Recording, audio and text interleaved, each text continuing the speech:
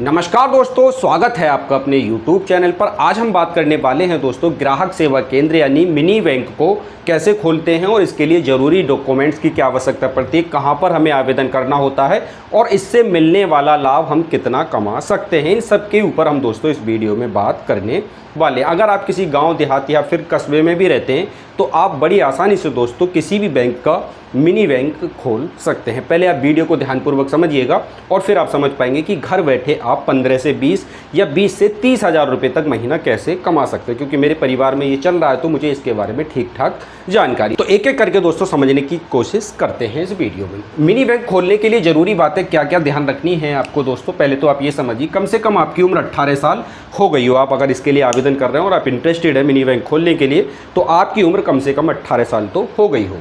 इसके अलावा दोस्तों आपने 12th परीक्षा पास कर रखी हो। तीसरी जरूरी बात है 200 वर्ग फीट की ज़मीन दोस्तों हमारे पास हो जिसमें एक दुकान बनी होनी चाहिए।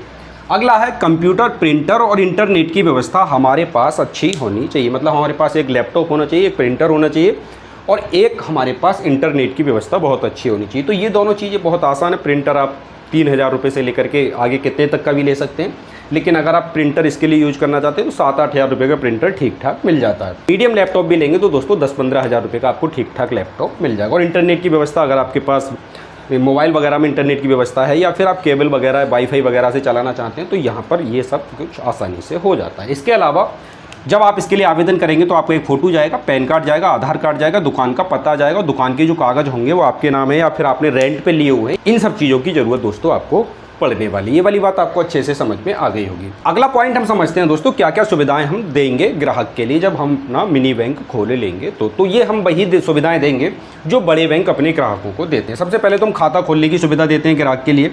उसके अलावा नकद निकासी, जमा करने का जो पैसा होता है आप जमा भी कर सकते हैं और हमारे यहाँ से निकाल भी सकते हैं। पैसा को एक बैंक से दूसरे बैंक में भी ट्रांसफ़र कर सकते हैं। लेकिन यहाँ पर दोस्तों जो जमा करने की कंडीशन और निकासी की कंडीशन है इनके पास लिमिटेड होती है। आप इसको समझने की कोशिश करिए। यहाँ पर दोस्तों आप सिर्फ एक बार में 50 हज़ार रुपये जमा कर सकते हैं और 10 हज़ार रुपये एक दिन में निकाल सकते हैं। बात को समझने की कोशिश करिए। जैसे आप बैंक चला रहे हैं, मिनी बैंक चला रहे हैं और कोई व्यक्ति आपके पास ऐसा आया कि उसको 1 लाख रुपये जमा करना है तो आप उस 1 लाख रुपये को जमा करने के लिए अपनी बैंक से परमिशन लेंगे जिस बैंक की संबंधित शाखा आप चला रहे हैं। मतलब आपके पास कोई कस्टमर आया जिसने कहा कि मुझे 50 हज़ार रुपये जमा करना है तो आप 50 हज़ार तो जमा कर देंगे। अगर वो 1,75,000 70,000 रुपये लेके आता है तो फिर आपको बड़ी बैंक जाना पड़ेगा, आपको ही जाना पड़ेगा, क्योंकि आप बैंक चलाने कस्टमर को नहीं जाना है यहाँ पर, क्योंकि कस्टमर को बड़ा बैंक नहीं जानता है। उस कस्टमर को तो आप ही जानते हैं। तो वहाँ बैंक जा करके आप उसका 1 लाख रुपये जमा करा सकते हैं या फिर 50-50 हज़ार करके 2 दिन में उस पैसे को जमा कर सकते हैं। अगर ऐसे ही कंडीशन है निकालने वाली, 10 हज़ार से ज़्यादा आप नहीं निकाल सकते एक बार में। अगर आप कस्टमर को अच्छे से जानते हो तो अपने रिस्क पे उसे पैसा दे सकते हैं ताकि वो उसका काम चल सकेगा। तो ये वाली बात आपको समझ में आ गई। आप किसी दूसरे बैंक में पैसा ट्रांसफ़र कराना चाहते हैं तो आप बड़ी आसानी से करा सकते हैं। यहाँ पर 50 हज़ार और 10 हज़ार वाली लिमिट नहीं है दोस्तों। बात क्लियर हो जाती है। अच्छा, इसके अलावा अगर हम मिनी बैंक खोलना चाह रहे हैं तो बैंक हमें क्या देता है, तो बैंक हमें खाता खोलने की मशीन देता है। खाता खोलने की मशीन जिसमें हम फिंगरप्रिंट और आई स्कैनर वगैरह कर सकते हैं, तो हमें बैंक की तरफ से दोस्तों फ्री मिलता है। और बैंक हमें कंप्यूटर, प्रिंटर और इंटरनेट की व्यवस्था करके नहीं देता, वो हमें खुद ही करनी होती है। इसके अलावा अब हम इस चीज़ को कर रहे हैं दोस्तों तो इसमें हमें फ़ायदा क्या होने वाला, मेन चीज़ आ जाती है यहाँ पर। तो देखिए, अगर आपने कोई नया खाता खोला, नया खाता अगर आप किसी का खोल रहे हैं तो वहाँ उस आपको बैंक 10 रुपये देता है। मतलब नए खाते खोलने पर आपको बैंक 10 रुपये देता है। इसके अलावा अगर आप पैसे का लेन देन कर रहे हैं कस्टमर के साथ तो यहाँ पर आपको जो कमीशन मिलता है 0.5% यानी आधे % का कमीशन मिलता है। तो आप समझ लें 1 लाख रुपये का लेन देन अगर आपने किया तो आपके हिस्से में कितना आ जाएगा। अगर आपने 2 लाख का लेन देन कर दिया तो आपको ठीक ठाक पैसा दोस्तों यहाँ पर बच जाएगा। और जब धीरे धीरे आपका बैंक बड़ा होता जाता है, खाते खुलते जाते हैं, लेन देन बढ़ता जाता है तो 2 से 3 लाख रुपए का लेन देन दोस्तों कोई बहुत बड़ी बात नहीं होती। 30-40 कस्टमर अगर अपना लेन देन इतना कर रहे हैं तो आपका तो 0.5% का जो कमीशन है वो बनी रहा। तो यहाँ पर आप बड़ी आसानी से 20 से 25 हज़ार रुपये, और फिर ये डिपेंड करेगा कि आपके पास कस्टमर कितने हैं, आपने कितने खाते खोले हैं। उसके लिए आपको लोगों से कांटेक्ट करना पड़ेगा, अपने गांव देहात में आसपास में लोगों को बताना पड़ेगा कि भैया मेरी बैंक में आप खाता खोल सकते हैं।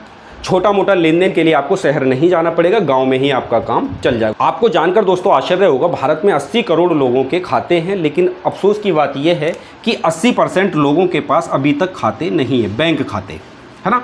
तो बहुत ज़्यादा पोटेंशियल है दोस्तों इस काम में। अगर आप इसमें इंटरेस्टेड हैं तो कर सकते हैं। कमीशन के बारे में मैंने बता दिया, सब बातें आपको बहुत अच्छे से समझ में आ गई होंगी। अब बात आ जाती है कि किस बैंक का मिनी बैंक लिया जाना चाहिए, क्योंकि बहुत सारी बैंकें इस चीज़ में अब आ गई हैं। बैंक ऑफ बड़ौदा भी आ गई है, इंडियन बैंक भी आ गई है, और सबसे पहले ये काम 2006 में शुरू किया था SBI ने। इसके बाद 2011 में इसने SBI ने बहुत बड़े लेवल पे इसको स्केल अप किया था। सबसे ज़्यादा अगर आपको ग्राहक सेवा केंद्र कहीं मिलेंगे तो बैंक ऑफ बड़ौदा और SBI के ही देखने को मिलेंगे। तो SBI का दोस्तों मेरे हिसाब से परफेक्ट है, क्योंकि ये कमीशन भी ठीक ठाक देता है, सब कुछ इसका बढ़िया रहता है, और ये मतलब आपके कमीशन में कोई लेट लतीफ़ी भी नहीं करता है कि मतलब पेंडिंग करके चले, कुछ नहीं, आराम से आपका कमीशन हाथों हाथ मिलता रहता है, और 10 रुपये का भी हिसाब किताब आपको ठीक ठाक तरीके से पेमेंट कर दिया जाता है। तो SBI दोस्तों मेरे हिसाब से सबसे परफेक्ट रहेगा इनमें। बाकी आपके पास जो मिल रहा है आपको उसका आप ले लीजिए, बहुत ज़्यादा अंतर किसी में नहीं होता है। बात आ जाती है कि सर हम इसके लिए आवेदन कहाँ करेंगे और कहाँ से हमें इसकी जानकारी मिलेगी। तो आप देखिए दोस्तों, जो आपकी हेड ब्रांच है, हेड ब्रांच का मतलब होती है ज़िले में, है ना। तो आपको ज़िले में नहीं जाना है, आपको अपनी तहसील में जाना है, क्योंकि तहसील की जो बैंक होती है, तहसील में एक सबसे बड़ी बैंक होगी SBI की आपकी। उसके अलावा जो हेड ऑफिस होगा ज़िले का, हेड ऑफिस बैंक का, वो आपके डिस्ट्रिक्ट में होगा। तो डिस्ट्रिक्ट वाले में आपको नहीं जाना है, आपको तहसील वाले में जाना है। तहसील वाली का जो मैनेजर होता है दोस्तों, उससे आपको अपनी पूरी सिचुएशन बतानी कि सर हमारे गांव में किसी भी तरह की बैंकिंग सुविधा नहीं हो, शहर से काफ़ी दूर हमारा गांव है और हम एक मिनी ग्राहक सेवा केंद्र खोलना चाहते हैं अपने गांव में। उसके लिए आप हमें सर बताइए ज़रूरी दस्तावेज क्या क्या लगेंगे। तो क्या है कि SBI इसको बहुत आतुर रहता है बांटने के लिए, क्योंकि SBI अगर ये कियोस्क देगा, ग्राहक सेवा केंद्र देगा, तो बैंक का ही अल्टीमेटली फ़ायदा होने वाला है। यहाँ पर ग्राहक का तो जो होगा सो होगा ही, जो बैंक खोल रहा है उसका तो जो फ़ायदा होगा, बैंक का फ़ायदा होगा, क्योंकि उसके अकाउंट बहुत ज़्यादा बढ़ेंगे, लेन देन होगा, तो बैंक का भी यहाँ पर फ़ायदा होगा। तो बैंक वाले बहुत अच्छे से ट्रीट करेंगे आपको, उसके मैनेजर से आपको बात करें। अगर आपको अपने तहसील वाली बैंक में अच्छी जानकारी नहीं मिलती है तो आप अपने हेड ऑफिस भी जाकर के कांटेक्ट कर सकते हैं, वहां से भी आपको पूरी जानकारी मिलेगी। ऑनलाइन के माध्यम से दोस्तों इसमें फॉर्म फिल ना करें, क्योंकि SBI ने अभी तक इस तरह की कोई भी ऑनलाइन सुविधा स्टार्ट नहीं की है कि आप मिनी बैंक के लिए ऑनलाइन आवेदन कर सकते। फर्जी वेबसाइटों के चक्कर में दोस्तों ना आए, आप बैंक जाकर के कांटेक्ट करें और बहुत आसानी से दोस्तों आपको ग्राहक सेवा केंद्र मिल जाएगा और आप आराम से घर बैठे अपना काम कर सकते हैं, एक छोटा मोटा बिजनेस कर सकते हैं और इसके साथ साथ और भी साथ साथ अपने काम कर सकते हैं, क्योंकि ये काम 24 घंटे तो चलता नहीं है। इसके साइड में आप अपनी खेती बाड़ी, पशुपालन या फिर दूसरे बिजनेस भी देख सकते हैं। तो आशा करते हैं दोस्तों आपको जानकारी अच्छी लगी होगी। अगर आपके मन में कोई सवाल है इससे संबंधित, आपको कुछ समझ में नहीं आया, तो आप कमेंट्स करके मुझे बताइए, मैं अगली वीडियो में डिस्कस करने की कोशिश करूंगा आपके उन सवालों को। तो मिलेंगे दोस्तों आप लोगों से एक अगली वीडियो में। वीडियो देखने के लिए आपका बहुत बहुत धन्यवाद।